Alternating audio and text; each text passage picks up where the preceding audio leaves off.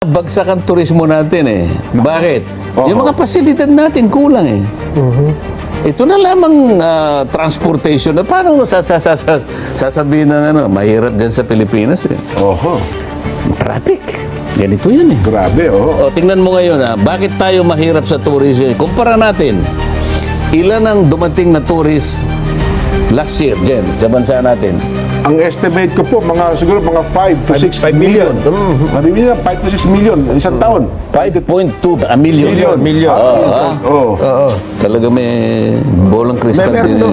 Meron yan sa dyan. So, 2004, mga more or less, ganun din siguro, Ganun sir. din. Mga- 5.3. Pareho lang. Ayun, halos O, po lang. di bumaba ng 100,000. Nabawasan pa pala, no? Oh. Paano mo maipapakita kung gaano kasama ang data natin? Ikumpara mo sa ibang bansa. Aha. O ilan ang tourist ng Thailand ng 2025?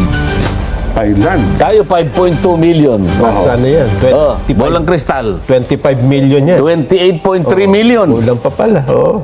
Vietnam, ito kararating Yan, lang. Vietnam, oh. Ilan ang Vietnam? Sa tingin ko, sir, mga 30.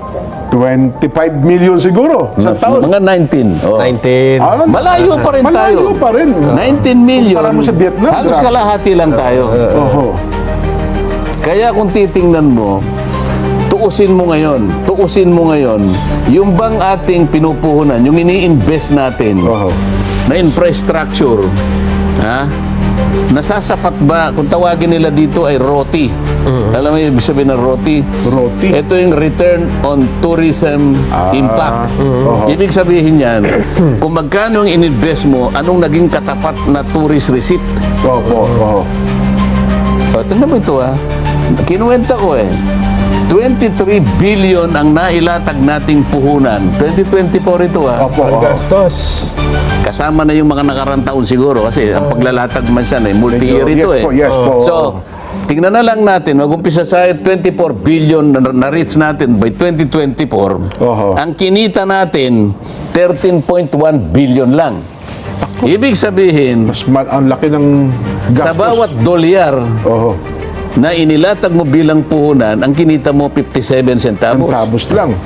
Luging-lugi. Lugi. Oho. So, tayo ang pinakamababang ROTI dito sa Asia. Naku po. Tinalo ka ng Singapore, tinalo ka ng Indonesia, ng Malaysia, at tinalo ka pa ng Vietnam. Yung Laos, malapit na tayong Malaos. Napakarami nating lugar na puntahan talaga Tourist traditionally destination. Yes. ng mga turist. Oho. Dahil nga sa kakulangan, kapabayaan natin.